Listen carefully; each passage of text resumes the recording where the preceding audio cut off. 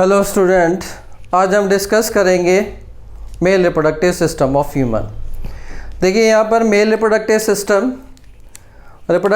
System से मतलब है हमारा ये गैमीट्स प्रोड्यूस करते हैं और गैमीट्स को कैरी करते हैं आउटसाइड द बॉडी, जिससे कि ड्यूरिंग कॉपुलेशन ये gametes human female reproductive system में एंटर कर सके।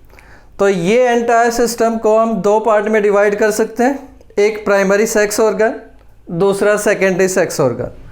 प्राइमरी सेक्स ऑर्गन का मतलब है, प्राइमरी मीन्स ये हमारा वो पार्ट है जो कि गैमीट्स को प्रोड्यूस करता है, और गैमीट्स को जो स्ट्रक्चर प्रोड्यूस करती है उन्हें हम गोनेड्स या मेल में पर्टिकुलर टर्म देते हैं टेस्टिस। तो ह्यूमन मेल में 1 पेयर ऑफ टेस्टिस होती है, और ये टेस्टिस कहाँ पर प्रेजेंट होती है? Outside the body. और स्किन का एक पाउच लाइक स्ट्रक्चर होती है जिसे हम बोलते हैं स्क्रोटम। स्क्रोटम में ये स्ट्रक्चर एनक्लोज होती है, यानी दोनों टेस्टिस एक सिंगल स्क्रोटम में प्रेजेंट होती है, जो कि एक स्किन का पाउच लाइक स्ट्रक्चर है। और इस स्क्रोटम में प्रेजेंट होने का मतलब है, यानी outside the body, outside the abdomen cavity ये प्रेजेंट होती है। इसका एडवांटेज ये है कि हमारा जो 37 डिग्री सेंटीग्रेड है बॉडी टेम्परेचर, उस पे हमारा स्पर्म प्रोडक्शन नहीं हो सकता।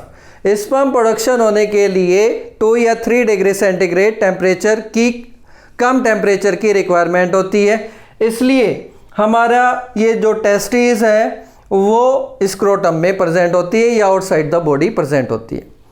टेस्टिस का अगर हम एम्ब्रियोनिक डेवलपमेंट में देखें, यानी फीटस के अंदर जब टेस्टिस बन रही है तो एब्डोमेन कैविटी में बनना स्टार्ट होती है। 7 मंथ के बाद एब्डोमेन कैविटी से वो डिसेंड होके इन पाउच लाइक स्ट्रक्चर यानी स्क्रोटम में वो प्रेजेंट हो जाती है।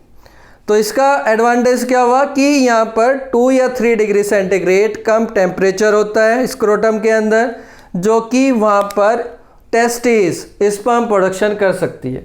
तो प्राइमरी सेक्स ऑर्गन कौन हुआ? जो कि हमारा स्पर्म प्रोड्यूस करता है। देखिए इसका काम एक तो हुआ मेनली स्पर्म प्रोडक्शन, दूसरा काम है इसका हार्मोन प्रोडक्शन। ये हार्मोन्स भी प्रोड्यूस करती है, जैसे मेल में आप जानते हो एंड्रोजन होता है एक, जिसे हम बोलते हैं टेस्टोस्टेरोन। टेस्टोस्टेरोन का प्रोडक्शन भी टेस्टिस के अंदर होती है। तो प्राइमरी सेक्स ऑर्गन का 2 फंक्शन मेन हुए, स्पर्म प्रोडक्शन करना और टेस्टोस्टेरोन को प्रोडक्शन करना। सेकेंडरी सेक्स ऑर्गन में वो स्ट्रक्चर आएगी, इसमें 2 पार्ट हम इंक्लूड करेंगे, एक रिप्रोडक्टिव ट्रैक्ट जो कि एक डक्ट सिस्टम होता है, और एसेसरी ग्लैंड। एसेसरी ग्लैंड का सिक्रेशन स्पर्म के सर्वाइवल के लिए रिक्वायरमेंट होता है।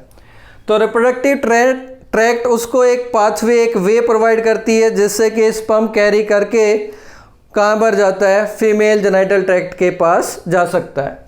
और एसेसरी ग्लैंड वो सिक्रेशन देगी जिसमें कि वो सर्वाइव करेगा inside the male reproductive system, और इजैकुलेट होने के बाद फीमेल रिप्रोडक्टिव सिस्टम में भी एसेसरी ग्लैंड के सिक्रेशन पर ही उसका सर्वाइवल होता है। ठीक है, अब देखिए इस एंटायर स्ट्रक्चर को हम देखेंगे। ये पूरी स्ट्रक्चर है यूरिनरी ब्लैडर। इस यूरिनरी ब्लैडर से यहाँ पर एक स्ट्रक्चर जो रेड में हमने यहाँ पर दिखाई गई है, ये अराइज होती है डक्ट लाइक स्ट्रक्चर जिसे हम बोलते हैं यूरिथ्रा। और यूरिथ्रा का दोनों काम है, जैसे आपको डायरेक्ट यहाँ पर दिख रहा है कि यूरिनरी ब्लैडर में यूरिन स्टोर होता है, और स्टोर होने के बाद वो यूरिथ्रा के थ्रू बाहर चला जाता है। लेकिन इसमें हमारा स्पर्म भी कैरी होता है। कैसे? देखिए टेस्टिस प्रेजेंट होती है, टेस्टिस के ऊपर सरफेस पे, पोस्टीरियर सरफेस पे एक स्ट्रक्चर होती है जो ग्रीन में दिखाई गई है। ये कोयल्ड स्ट्रक्चर है, यानी एक ट्यूब, कोयल ट्यूब लाइक स्ट्रक्चर है, जो कि फिर यहाँ पर इसको हम टर्म देते हैं एपिडिडिमस। एपिडिडिमस फिर एक स्ट्रेट ट्यूब में कंटिन्यू होती है जिसे हम बोलते हैं वास डिफरेंस, और वास डिफरेंस अपने एंड पर जाके एक सेमिनल वेसिकल, एक ग्लैंड होती है, उसकी डक्ट के साथ मिलके ये कॉमन डक्ट बनाता है जिसे हम बोलते हैं इजैकुलेटरी डक्ट। इजैकुलेटरी डक्ट फिर प्रोस्टेट ग्लैंड से पास होते हुए अपना सिक्रेशन प्रोस्टेट ग्लैंड के थ्रू फिर ये जाएगा यूरिथ्रा में। यानी यहाँ पर जो हमारा टेस्टिस ने स्पर्म प्रोडक्शन किया वो पहले जाएगा एपिडिडिमस में, फिर जाएगा वास डिफरेंस में, फिर जाएगा इजैकुलेटरी डक्ट में, फिर प्रोस्टेट ग्लैंड में और फिर प्रोस्टेट ग्लैंड के थ्रू यूरिथ्रा में ओपन हो जाएगा। इसका सीधा सा मतलब हमें दिखाई दे रहा है कि यूरिथ्रा बेसिकली यहाँ पर दो फंक्शन कर रहा है, एक यूरिन को भी कैरी कर रहा है इसके थ्रू और दूसरा स्पर्म को भी कैरी कर रहा है। अब इस यूरिथ्रा के बेस पर देखिए कौन कौन सी स्ट्रक्चर होती है। इसके बेस पर एक ये स्ट्रक्चर है जिसे हम बोलते हैं प्रोस्टेट ग्लैंड। ये एक सिंगल ग्लैंड है, एक ही सिंगल ग्लैंड है और इस ग्लैंड के बीच में से हमारा यूरिथ्रा पास होता है। फिर इस यूरिथ्रा के आगे दो हमारी काउपर्स ग्लैंड होती है। ये काउपर्स ग्लैंड भी अपना सिक्रेशन यूरिथ्रा में देती है। फिर यूरिथ्रा आगे सराउंडेड होता है दो स्पंजी टिश्यू से। यहाँ पर जिसमें दो टिश्यू है, स्पंजी टिश्यू है, एक है जो यहाँ पर देखिए आपको ग्रीन दिखाई दे रहा है इसके सराउंडिंग में, ये दोनों साइड में ये एक ही बैंड है। इस एक बैंड के बीच में से यूरिथ्रा पास होता है।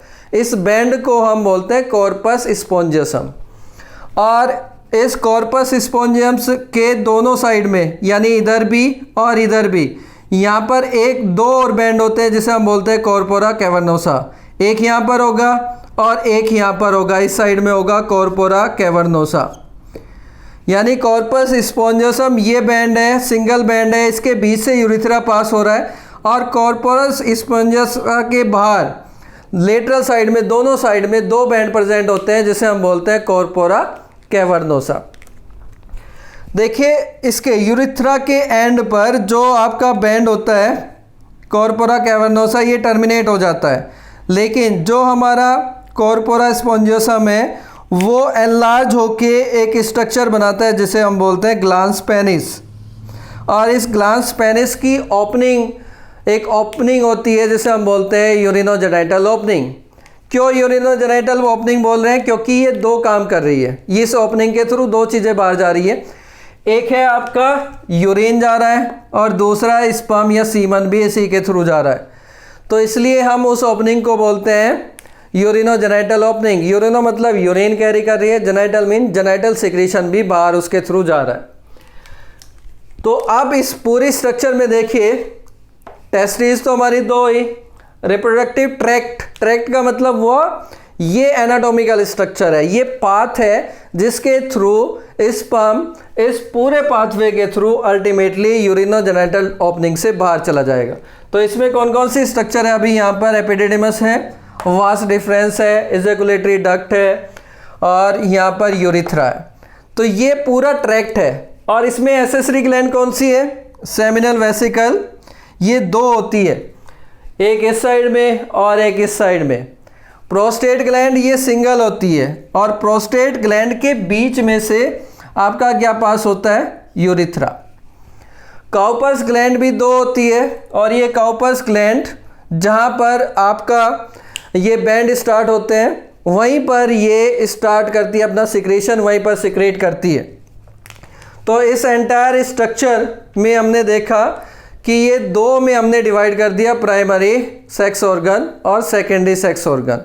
प्राइमरी में जो टेस्टिस है वो स्पर्म प्रोडक्शन कर रही है और स्पर्म प्रोडक्शन फिर रिप्रोडक्टिव ट्रैक्ट के थ्रू बाहर कैरी हो रहा है और उसमें एसेसरी ग्लैंड भी अपना सिक्रीशन देती है। एसेसरी ग्लैंड का सिक्रीशन वहाँ पर क्या काम करेगा कि वो वहाँ पर न्यूट्रिएंट या उस ऐसा मीडियम प्रोवाइड करेगा जिससे कि स्पर्म वहाँ पर सर्वाइव कर सके, इनसाइड मेल रिप्रोडक्टिव सिस्टम भी और इनसाइड फीमेल रिप्रोडक्टिव सिस्टम भी। देखिए स्पर्म प्रोड्यूस होता है आपका किस में? टेस्टिस में, लेकिन वो मैचुरेशन होता है उसका एपिडिडिमस तक। यानी टेस्टिस ने तो स्पर्म प्रोडक्शन कर दिया, वो अभी इमेच्योर है। इमेच्योर स्ट्रक्चर जब एपिडिडिमस में जाएगी तो उसमें कुछ स्ट्रक्चरल मॉडिफिकेशन होते हैं और मॉडिफिकेशन होके वो वहाँ पर मैच्योर स्पर्म में चेंज हो जाता है। तो एपिडिडिमस मैच्योर बनाने के बाद उसको स्टोर करती है, स्पर्म को स्टोर करती है। तो अगर हम मैचुरेशन की बात करें तो एपिडिडिमस साइट है, और स्टोरेज की बात करें तो स्टोरेज भी एपिडिडिमस करती है। लेकिन अगर स्पर्म प्रोडक्शन ज़्यादा है, या हम कह सकते हैं बाहर जाने से पहले अगर वो ज़्यादा हो रहा है तो वो वास डिफरेंस में भी उसका स्टोरेज हो जाता है। तो मेजर स्ट्रक्चर तो एपिडिडिमस है स्टोरेज की, लेकिन अगर स्पर्म प्रोडक्शन एक लॉन्ग टाइम हो जाए तो फिर वो वास डिफरेंस में भी स्टोर हो सकता है। ठीक है, फिर हम आगे इससे कंटिन्यू करते हैं कि टेस्टीज में और कौन कौन सी स्ट्रक्चर होती है। टेस्टीज के अंदर बेसिकली कौन सी पर्टिकुलर स्ट्रक्चर है जिसमें कि हमारा जो स्पर्म प्रोडक्शन है वो होता है। ठीक है।